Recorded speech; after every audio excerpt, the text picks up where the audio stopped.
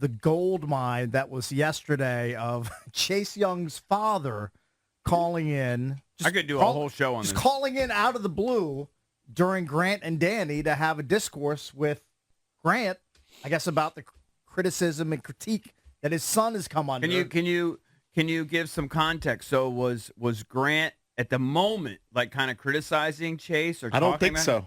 He just called in out of the blue and unrelated to any of it. I think so. I was scheduled to be on the Blitz at 4:15, and I happened to be in my car because that's kind of my chauffeuring time. I'm always in my car, kind of 3:45 to 4:15, and the segment before I think was just typical Commanders talk. I can't remember the specific angle that Grant was talking about there, and then he said, I think he was a little nervous whether it was going to be the real Chase Young's dad or not. He was like, Clary has screened it, and we have a special guest. And then, boom, it was Chase Young's dad. Yeah, and his dad's name is Greg. So I guess he called in, and we've clipped up some of the conversation. The first audio we're going to listen to. Real quick, though, before we play any of the clips, let me just say I think Grant did a really good job because he had to balance being respectful but disagreeing with a lot of the points. Like Chase Young's dad, and we'll go through it. He's good at Number that. one, he doesn't think anybody should be talking about football unless they laced it up like at a high level. He apparently played at Bowie State. Like basketball, I think. Yes. But even football, like that was like one of his starting points. Like, you guys can't criticize. Have you been in the locker room? You know, kind of like one of those things. Right. And then so it's the old trope that if you haven't played, then you can't talk about it. And then EB had a good idea, I think, that we should run with. Cakes, you need to have the sound machine ready for some of the things that he says. It's queued up and ready to go. All right, so the first clip is about the amount of double teams that Greg Young, Chase Young's dad, thinks Chase is facing on a weekly basis. Do you have the numbers of how many times he's double and triple compared to the other guys not getting a double or triple? Do you think TJ Watt is never doubled or tripled? Chase, not as much as Chase. Oh, come on. The defensive player of the year who's at a 20-sack season. Teams go into the week and they go. You said you got the numbers. Tell me the numbers. Well, I don't have that one. I can look it up. There are sites where I can find it. Sure. Yeah, you need to look at. Okay, let me say this. Do you have the numbers on? Chase just got his first holding call last week. Ever. So a top DN like that. So you telling me he's not getting held every play? And I think you can't tell the lie. Oh yeah, but he got one call last week. So I've actually asked someone about this. These DNs. Yeah, you got to look at the rest of the DNs, and then everybody doesn't play against the top offensive left tackle every week like Chase does. So he's playing the top offensive tackle. He's getting the tight end, and then he's getting the running back chip. And you know what? He's still getting there. So Nikki Javala for the Washington Post, then she tweeted yesterday, since Greg Young brought up double team rates, I think he said Chase is getting doubled 90% of games.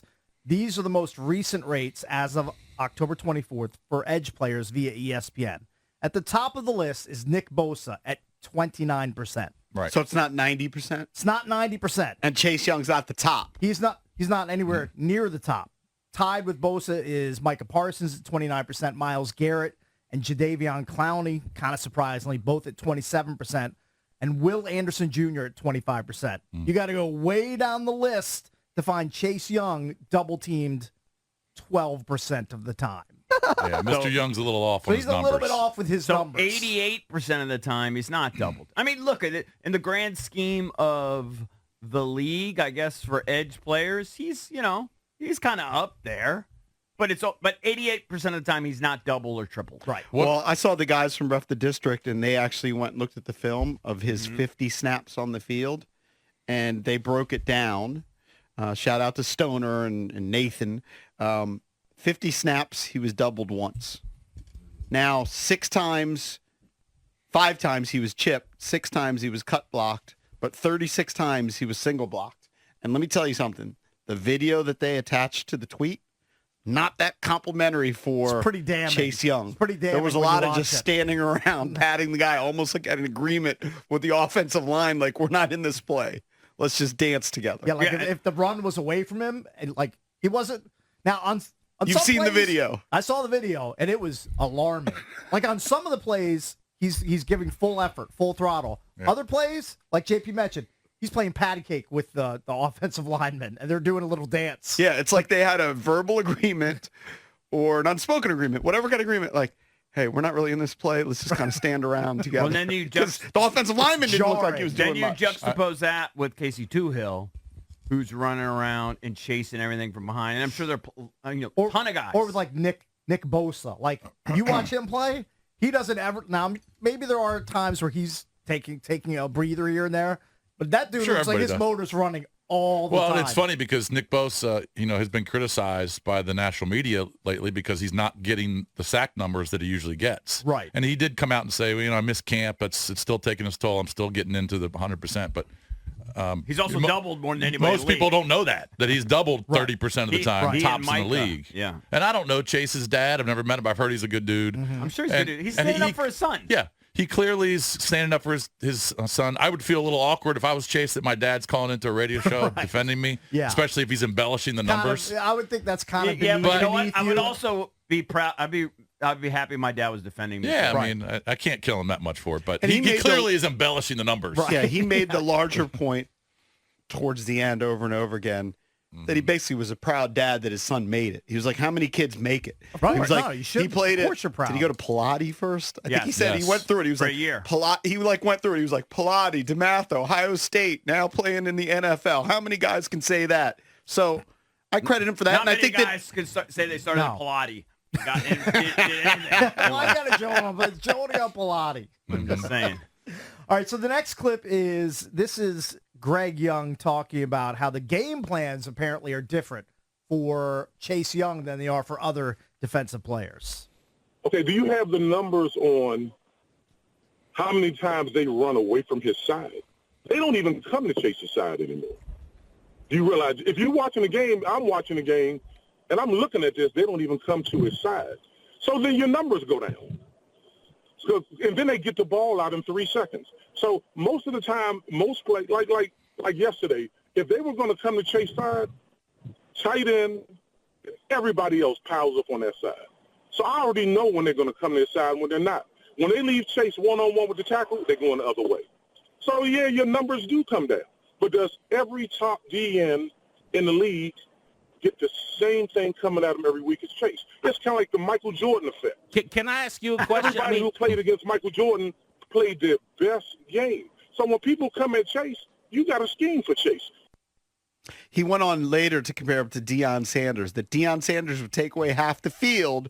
He's claiming that Chase Young has that effect on opposing Hey, offenses. Trav, is there any stats that, all these nerdy guys, do they have something about that? Like what percentage of the time they run towards one side of the field versus the other? Not that I've seen. I'm sure it's out there, but Yeah. Mm-hmm. I've seen them run plenty of plays towards Chase Young. I think that there's probably some truth to that. I mean, look, Chase is a guy you have to account for. I think this is a classic case of an emotional arguer versus a logical arguer, right? There's basically two types of people that make arguments. There's some that will argue from the heart and don't necessarily have the facts and data, and then there's the facts and data. No, but some guys have heart and facts and data. That's true. I like to consider myself He just that. doesn't have. He's missing half of it. Yeah, pretty big half. he can feel like they never run towards Chase Young's side, and he can feel like Chase is being double and triple teamed. But the film is going to show you something different. I mean, he's selling it. If you didn't know or check the numbers, he's selling it, but he's Well, not. that's he's when you have to incorrect. go back and fact check And behind the numbers he's He's throwing out. incorrect. And yeah. the truth is, we haven't talked about Chase Young as much this year as in years past. Give him credit. He's having a pretty good year. But when we would have these discussions in the past, particularly in his second year, when there was such expectation after him winning Defensive Rookie of the Year, and then the production wasn't there before the injury, that was constantly a caller trope, I would say. They would go, he's getting double and triple teamed. Of course he's not getting sacked. But it wasn't true. No, you're right. it's easy to just throw it out there. I don't want to pile on anymore. I mean, I'd like to hear some more of the audio, but I mean, all you got to do is just watch the games. You see for yourself. Piling on is fun. Let's be honest. It can be fun to come in off the top rope. No, I like it, but I don't know what else to say.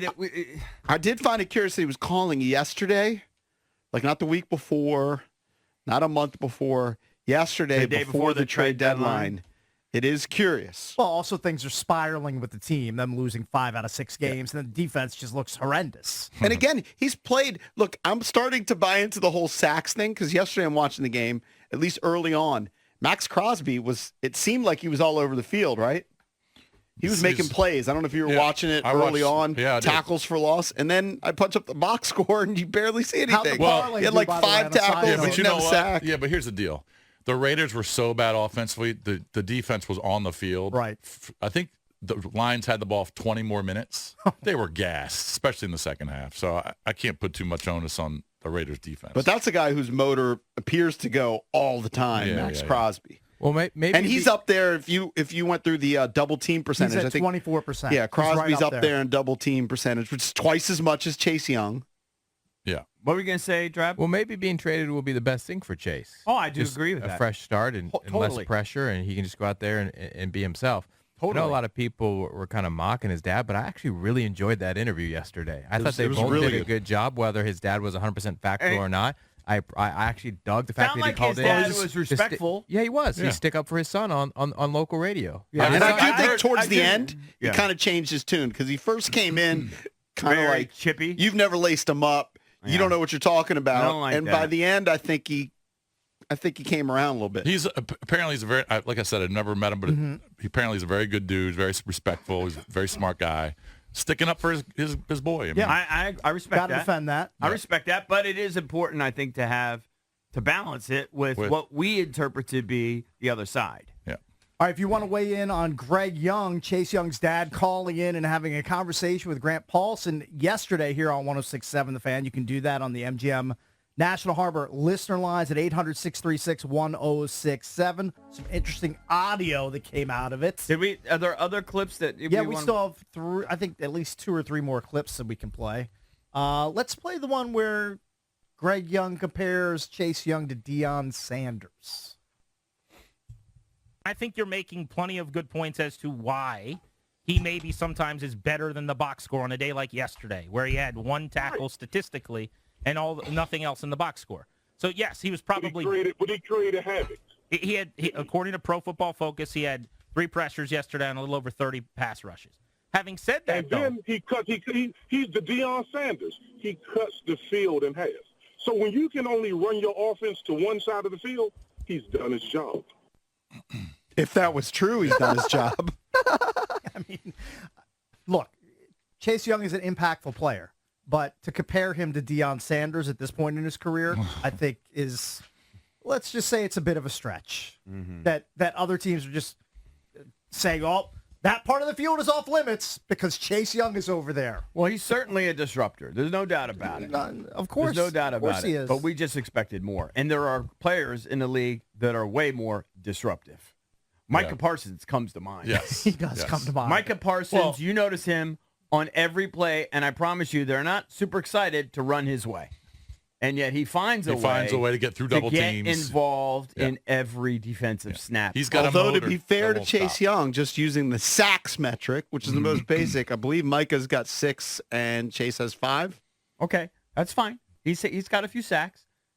Have you, when you watch a game, who jumps out at you more, Micah Parsons or that's Chase not Young? even close. Who's Well, definitely all Micah over the Parsons. field Well, making tackles? Here's what I know about those 2 players. One of them is going to be in Canton in about 15 to 16 years, and one of them is not. And I'll let you come to the conclusion as to who's going to be getting the gold jacket. Right, but to be fair to Chase Young, in some of these metrics, like pressures, and if you go to some of the Pro again, Football Focus analytics, that's fine. he's higher rated than That's Micah fine. Parsons. But like EB is saying, if you had 2 Use big your eyeballs. TVs side by side and are watching a Commanders game, a typical Commanders game, and a typical Cowboys game, who wins the eyeball test? Which to me is more important That's than pretty easy. all those goofball metrics. And I'm usually an analytics guy, but Micah Parsons jumps off the screen at you. Chase does every once in a while. Micah does it basically all the time. Yeah. And I maybe he is close in a lot of the pressure rates and whatever sack win rates, but Every GM in the league would take Micah Parsons of over course, Chase Young. of course they would. The thing Every that I single one. expected from Chase there's no Young, disrespect in that. No, I mean, but Micah's the best. Yeah. the thing that I expected from Chase Young was more turnovers being forced. Right now, you know, when we talk about it, Daniil Hunter is leading the NFL in sacks with 10, and he also has forced 3 fumbles. Josh Allen has forced 2 fumbles. TJ Watt has forced 2 fumbles. And Chase Young's at 0. Hey, Valdez, before we go to the calls, let's play clip number 5. This is where Greg Young calls his son a generational talent. He's right there with the top 4 DMs in the league. They all, let me say something, for all of the top DMs in the league, the offense that we can practice has a scheme for them. Sorry, wrong one. Let me just say, I agree with that. Like, I do agree that teams probably game plan and say, hey, we got to deal with Chase Young, but they also say that about Montez Sweat on the other Look, side. I think people, if he's still in D.C., they want him to be great. They want him to go be a DPOY. It's just, you get drafted number 2 overall, and the expectations are that he's going to be a generational talent, and people want that production. And he is. He's a generational talent. You know why? Because he made it to the league. All and right. he's doing well. He made it. Yes, he How did. many, this is y'all top should be, how many people know somebody in their family, friends, or in their circle who anybody in their family actually made it? Most people can say nobody. Mm-hmm. Well, that part's true. Yeah, I mean, that doesn't make you a generational everybody talent. knows that. I mean, Yeah, I mean, So that means that he's in his that means feelings. every player in the NFL is a generational talent. Yeah, no, and it doesn't make sense. I mean, if you're comparing that to just high school players or no, his college players, logic's off. But his logic's off. Yeah. But he's right. He has made it, and it's great. And he's set his family up for life, and he's an elite athlete and all of that.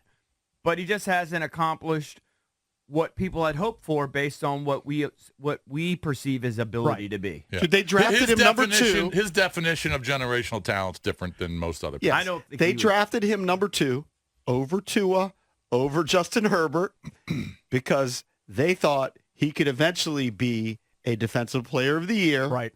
A la TJ Watt, Myles Garrett, and Micah Parsons. Yeah. All these guys that we're talking about. They thought that he was going to be like that. And when you look at those guys, when they win Defensive Player of the Year, they're doing it with like 20 sacks. Yes. The expectation when you take a player at number 2 overall is every year you should be like flirting with 12 to 15, if not more sacks per season. Mm-hmm. That's the expectation. Is no one going to call this what it is? This is embarrassing. Dude, this is... Everyone mocked RG3 for having I his feel dad like it's a little bit involved beneath. It's a little bit in beneath this. Greg Young to do this. Calling into sports radio, which is bottom of the barrel.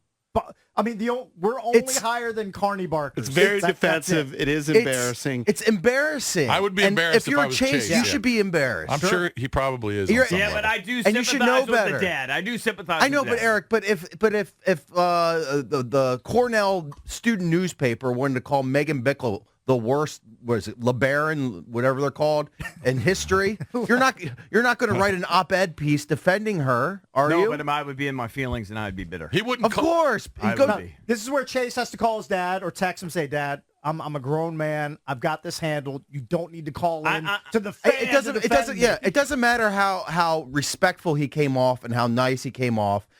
The fact that he did it is embarrassing in itself. And RG3 got mocked and criticized for his dad Well, his dad was different. meddling. His dad was going in the locker room. That's way different. That's way different. Yeah. It's way different. He's talking to his dad was talking to the coaches and going in Yeah. the locker room, not calling a radio show one time. Well, But my initial feeling when I was listening to it live was it just harkened me back to one time I had a parent when I was coaching soccer come up to me in the middle of a game and prefaced it by saying, I don't know anything about soccer, but... And I was like, I can't believe a parent, who, by the way, doesn't even know anything about soccer, is now telling me how to employ strategy. And here, it felt very Bush League.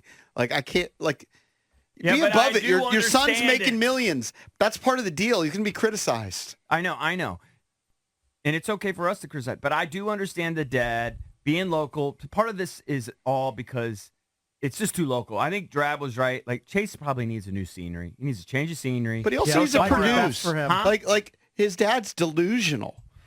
Nick most Bosa won dads are delusional. Nick Bosa won Defensive All Player of the dads Year are last delusional. year. Every He dad- had 18 and a half sacks. I know No, all but he- dads are pretty Yeah, much I know. delusional. Eric thinks I don't think his that's daughter true. might be the best diver in the world. You might think Isabella's I next don't. Pele. Every I actually dad don't thinks. think I am delusional, but I know a lot of dads that are. Yeah, Oh, they I'm think sure their there are kids. tons of them Yeah, they that think are. their kids in line to be the next college And- superstar and get a scholarship. If you ask me, and you've heard me say it, and it's not about me, I'll say a million times my kids are good, not great.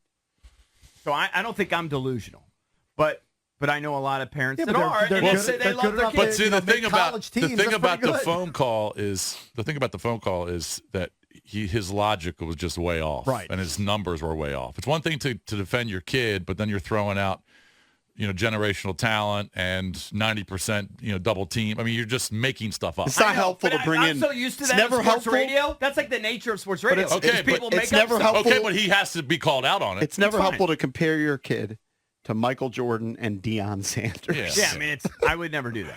I mean, Deion Sanders himself said, and he put himself in the class, that there's Hall of Fame, but there should be a separate Hall of Fame for the truly elite like Deion Sanders. And believe me, I coached girls in softball whose parents thought they were better than they were. Oh, that's Okay, I'm I sure know they that. did. So I know. No, that happens on every Yeah. team. I know, and I've Every seen team. it. I've At every seen level, it. from kindergarten through college Yeah. and the pros. Correct. Obviously through the pros. You're Correct. always going to have parents that think their kids are always better think- than they actually Yeah, are. Right. Yeah, and when your child's already made it to the pros, there's already the underlying factor that they're probably going to be criticized on sports radio. I know. Just but I do it's understand going to come the with dad. it's going to come with the territory. I do understand the dad being chippy. I don't think he's right. Yeah, Dad's about a probably lot of driving things. around. He hears us He's grilling. infuriated. Where was Chase Young? no, I know. Listen to 94.7 The Drive. You're Hey, you're better off. Don't drive our listeners away, Valdez. We need every one of them. Every last one. Listen, if I do think most people are with Valdez, though, and we didn't take any of the calls, but I do think most people believe it's embarrassing. And I had that vibe listening to it. It just seems, I mean, the term I was going to use is Bush League. I can't believe the dad, his son's in the NFL making millions of dollars. I couldn't believe the dad he was should calling be in. above it. Correct. It's kind of like you shouldn't get into Twitter wars. You should be Right. above it.